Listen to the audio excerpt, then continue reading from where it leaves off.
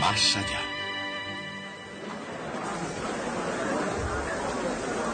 El campo eléctrico.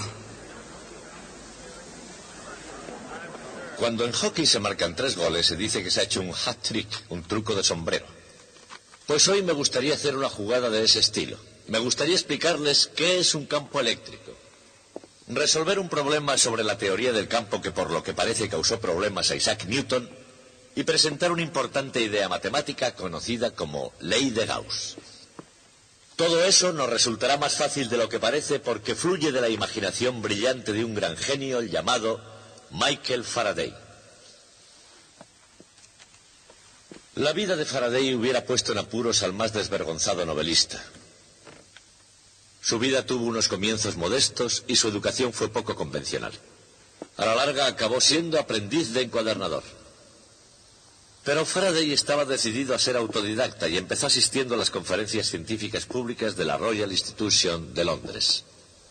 Quedó tan cautivado por esas conferencias que pidió que le dieran la oportunidad de hacer los trabajos más bajos de esa real institución. Y así fue su comienzo, para acabar con el tiempo, siendo profesor de la Royal Institution y el científico con más fama de toda Europa. Durante toda su carrera, Faraday entendía tan poco de matemáticas que no era capaz de entender los artículos científicos de sus competidores. Y sin embargo tenía una intuición que le llevaba al núcleo de todo problema científico. Y hoy queremos hablar de una de las más grandes ideas que fluyeron de esa intuición. Se trata de la idea de líneas de fuerza eléctrica constante extendiéndose a todas partes a través del espacio. Seguramente ninguna herramienta ha desenterrado del campo de la física tantas verdades científicas como la afilada espada de las matemáticas. Cuando Michael Faraday descubrió la teoría de campos, terreno donde crecía mucho la física moderna, las matemáticas era una herramienta que él todavía no podía utilizar, pero se orientó hacia una idea que era de naturaleza esencialmente matemática.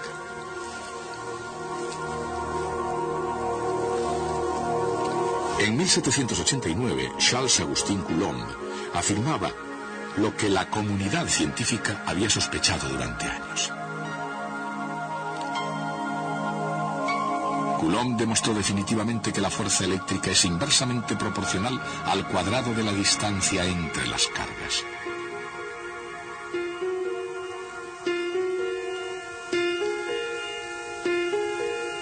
Tan elegante como era el experimento de Coulomb, el concepto, la idea de esa relación inversa al cuadrado, había sido la más importante noción científica durante algún tiempo. De hecho, un siglo antes, la teoría de Isaac Newton estableció que la caída de una manzana y la órbita de la Luna son ambas consecuencias de las mismas leyes básicas. Y una de esas leyes, la ley de la gravitación universal, establece que dos masas cualesquiera se atraen mutuamente con una fuerza inversamente proporcional al cuadrado de la distancia entre ellas.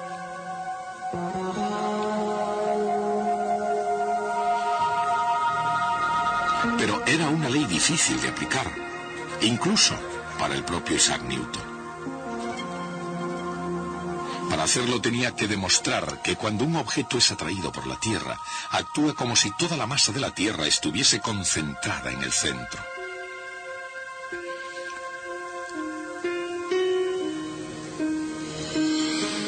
Y más difícil, él tendría que racionalizar lo que él llamaba acción a distancia. Una frase que significaba que cuerpos tales como la Tierra y el Sol aplican fuerzas directamente uno al otro, incluso estando separados millones de kilómetros y sin ninguna conexión tangible entre ellos. Si bien el gran genio era frecuentemente un poco irritable, incluso puede que él mismo haya llegado a admitir que sentía una cierta insatisfacción con la idea de la acción a distancia. Quizás un tanto a la defensiva, Newton escribió en su Principio: no he sido capaz de descubrir el curso de esas propiedades de la gravedad y no finjo ninguna hipótesis. Y con esa famosa frase, no finjo ninguna hipótesis, Newton no sentía la necesidad de explicar la ley de la gravedad, por la física o por la mecánica. Nos basta, añadía, con que la gravedad realmente exista y actúe conforme a las leyes que hemos explicado. Evidentemente eso bastaba. Más tarde, la ley de la gravedad se convirtió en Inglaterra en la ley del país. Y en el siglo XIX, los seguidores de Newton habían descubierto con la ley de la gravitación firmemente establecida que la electricidad y el magnetismo obedecían leyes semejantes.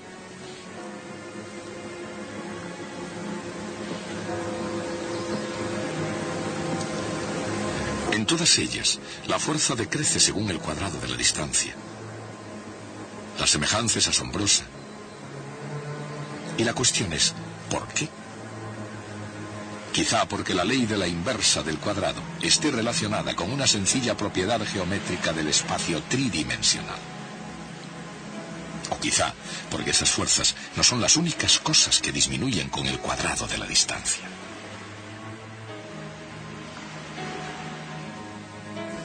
La esencia de la ley de la inversa del cuadrado puede apreciarse en el concepto de flux, palabra latina que significa fluido.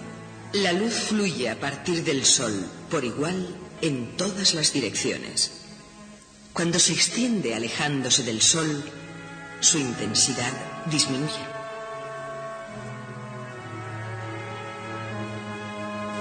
Pero imaginen una esfera que contenga al Sol.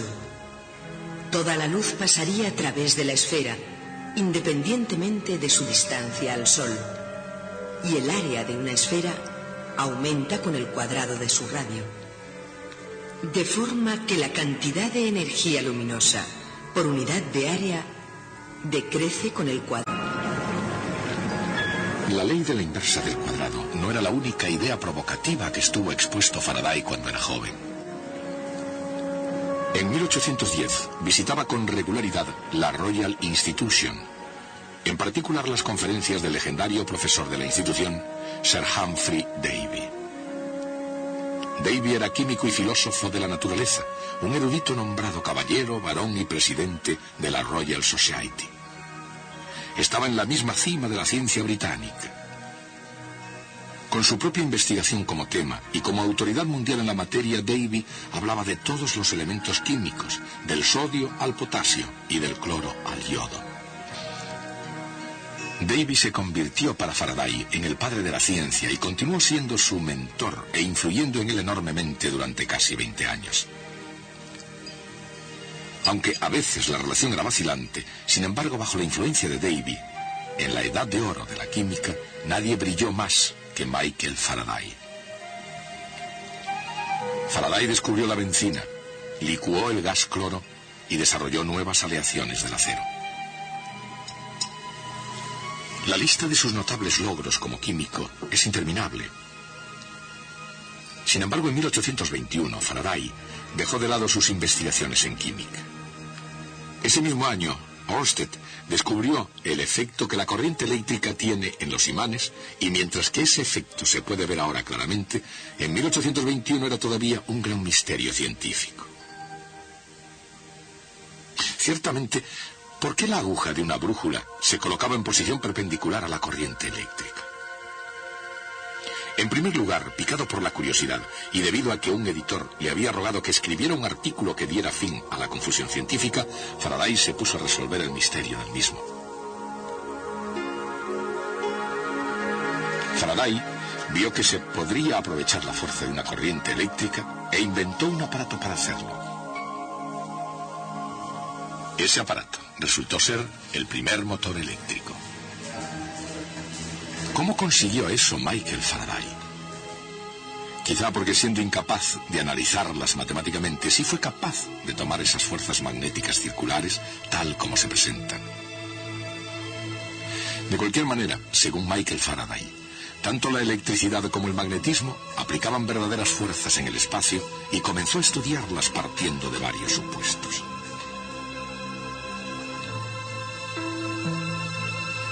En cualquier lugar, en las proximidades de una carga eléctrica, una pequeña carga de prueba experimenta una fuerza.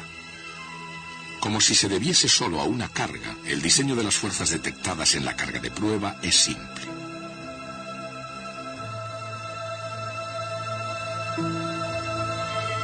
es más complejo en el caso de dos cargas opuestas.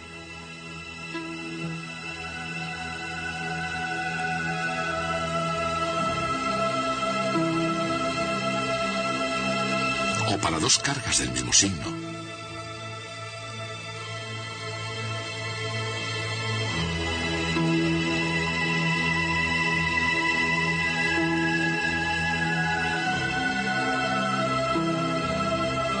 Y más complejo aún para disposiciones más complicadas.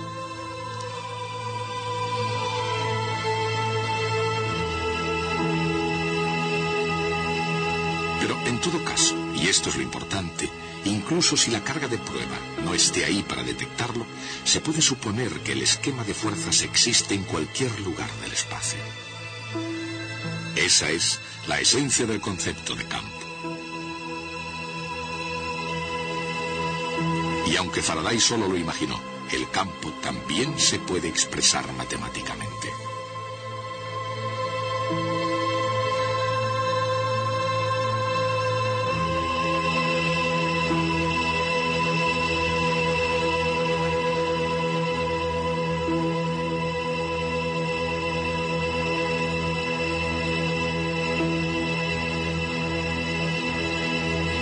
La fuerza que actúa sobre una carga de prueba en cualquier punto del espacio es igual a la carga de prueba multiplicada por una magnitud debida solo a las otras cargas.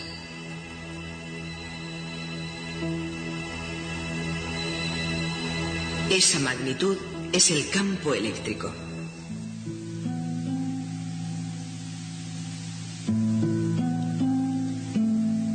Faraday nunca llegó a esa definición de campo eléctrico.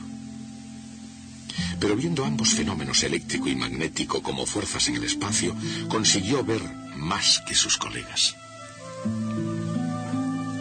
Como resultado de este y de otros muchos descubrimientos, llegó a ser con el tiempo director del laboratorio de investigación de la Royal Institution, y sucedió también a Davy como profesor y como miembro de la Royal Society. Fue trabajando como investigador, más que como profesor, como Faraday profundizó en las invisibles fuerzas del espacio. Para él, la fuerza 1 partido por r² entre cargas eléctricas sugería que la fuerza debía ser aplicada por algo que se expandía hacia afuera desde las cargas. Algo que, como la luz del sol, nunca se detiene y nunca se acaba en el espacio.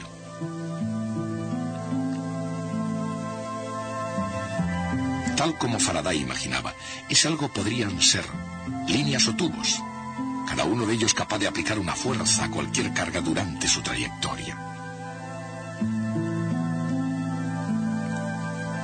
Estas líneas de fuerza comenzarían solo en cargas positivas y terminarían solo en cargas negativas.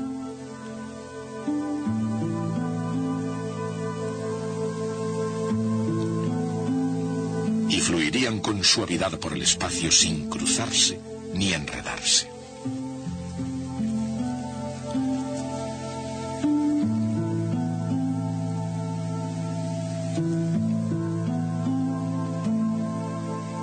Independientemente de su configuración, las cargas tendrían un esquema característico de líneas. La fuerza que aplican sería fuerte cerca de las cargas donde las líneas se concentran, y débil lejos de las cargas donde las líneas están más espaciadas. La posibilidad de aplicar una fuerza reside en cada punto del espacio, y la fuerza proviene de la intensidad de líneas sin tener en cuenta la situación de las cargas que las originan.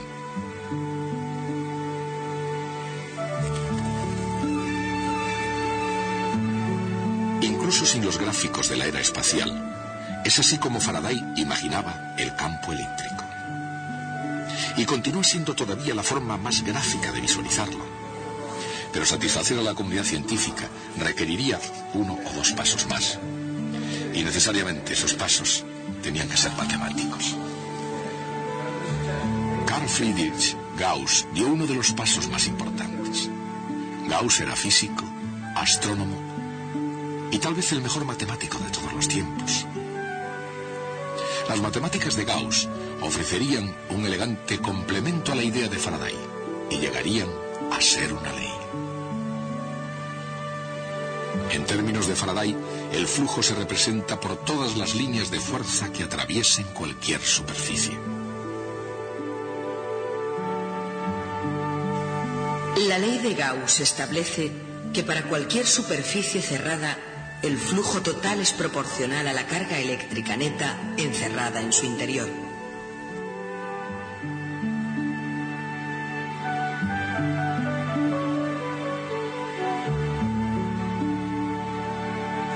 Si en el interior de una superficie no hay carga neta, cualquier flujo positivo hacia el exterior de ella debe estar equilibrado con una cantidad igual de flujo hacia el interior o negativo.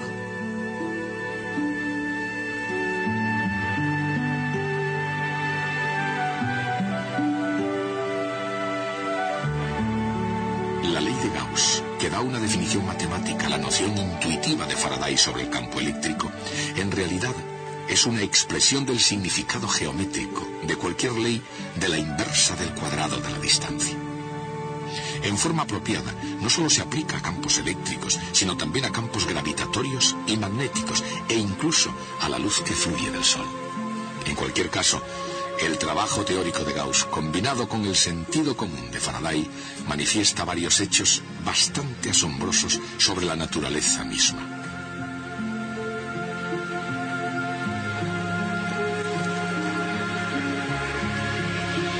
Observen, por ejemplo, lo que ocurre en el interior de un conductor donde un retículo de iones positivos son neutralizados por electrones móviles y en constante movimiento.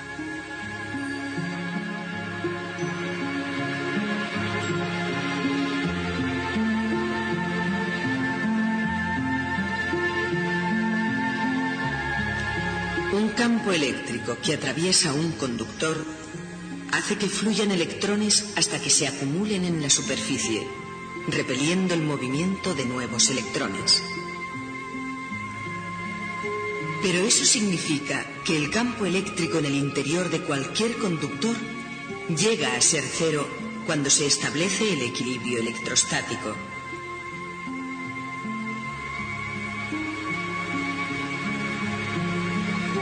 Por tanto, en una superficie cerrada en el interior de un conductor, no hay flujo a través de ella. De modo que la carga neta en su interior debe ser cero. Pero puede haber carga en la superficie, e independientemente de lo que haya en el exterior, la carga de la superficie hace que el campo en el interior sea igual a cero.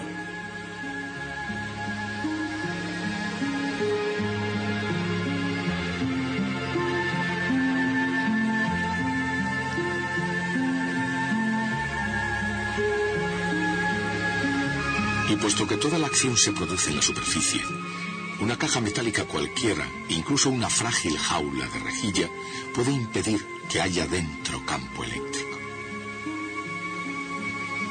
Ese hecho se puede demostrar con este aparato, un electroscopio de panes de oro.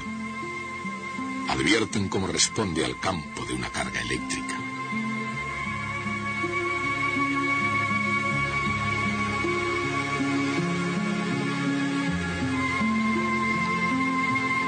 Ven también que reacciona de la misma forma incluso cuando un electroscopio está dentro de la jaula.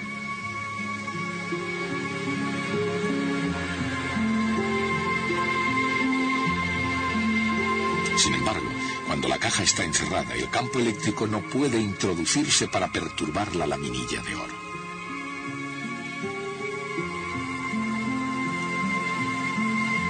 Cualquier caja de metal puede hacerlo.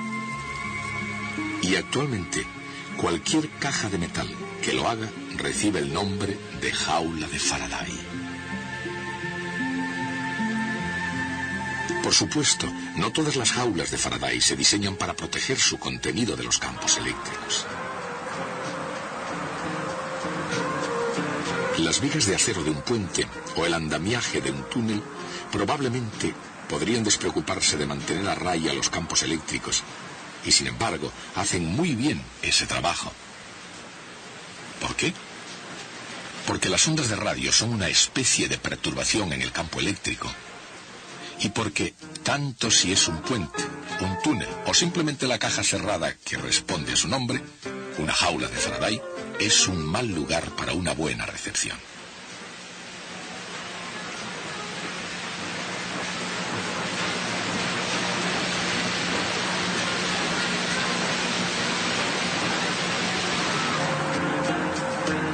Nuevamente en el exterior la recepción es muy buena. En cualquier caso, así como los camiones pueden ir a casi todas partes, ¿a dónde pueden ir las líneas de una esfera uniforme de carga? Una extensa región de carga puede consistir en muchas cargas puntuales en el espacio, pero si es simétrica, el campo eléctrico solo puede dirigirse en un sentido, hacia el exterior. Según la ley de Gauss, el flujo que atraviesa hacia afuera una superficie cerrada depende solo de la carga total. Si la región cargada es una esfera, será independiente del tamaño de esta. Dicho con otras palabras, el campo eléctrico exterior es el mismo, tanto si la carga se distribuye uniformemente en una esfera como si se concentra en un punto en el centro.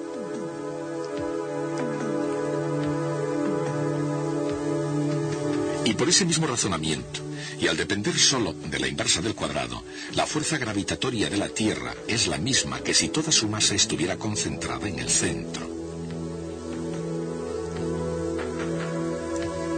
Isaac Newton tuvo que hacer uso de sus mejores matemáticas para demostrar ese punto, que puede haber contribuido al retraso de 20 años en la publicación de sus Principia. Pero con la ayuda de la extraordinaria imagen mental de Faraday, se pudo percibir la razón oculta detrás de esa idea y entender completamente la idea sin ninguna matemática. Pero no porque no hubiera que aplicar la matemática. Después de todo, al final, la mejor expresión científica de esas ideas de Faraday, ciertamente el último triunfo de la teoría del campo electromagnético, sería la expresión matemática de James Clerk Maxwell. Faraday llegaría a admirar a Maxwell y esa admiración sería con justicia recíproca. En respuesta a una carta de Faraday, Maxwell escribía: «Es usted la primera persona para quien la idea de los campos actuando a distancia ha surgido como principio en el que de hecho hay que creer. Nada tan claro como sus descripciones. Usted parece ver las líneas de fuerza curvarse alrededor de los obstáculos y dirigirse perpendicularmente a los conductores, desviándose hacia determinadas direcciones en los cristales y llevando a todas partes con ellas la misma cantidad de poder de atracción, extendiéndose más esparcidas o más densas como las líneas se esparcen o se contraen. Y pensando tanto en la gravedad como en la electricidad, Maxwell concluía: sus líneas de fuerza pueden tejer un tejido que cruce el firmamento y dirija el curso de las estrellas».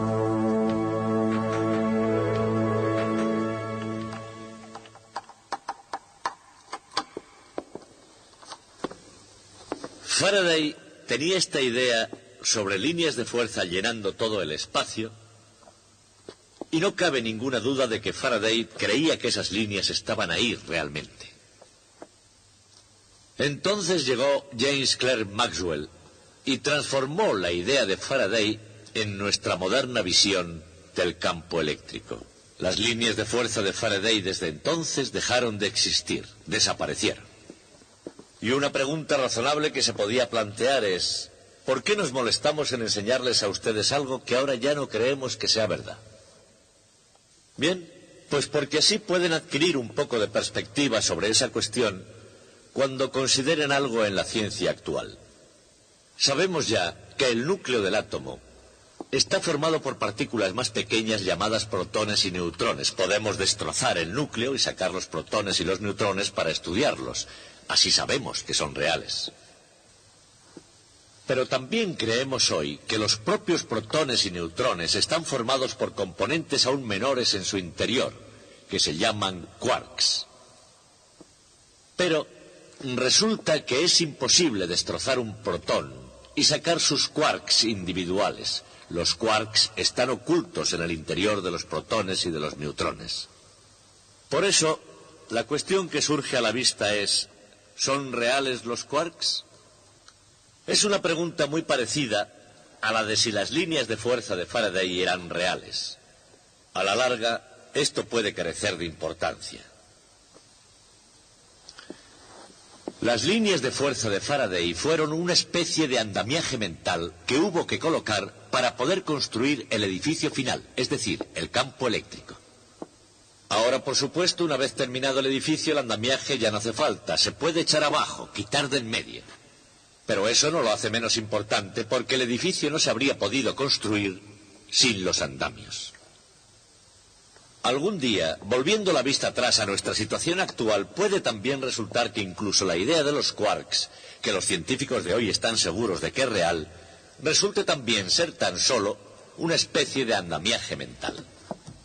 En cualquier caso, seguiremos estudiando el edificio final de la teoría de la electricidad el próximo día en esta clase.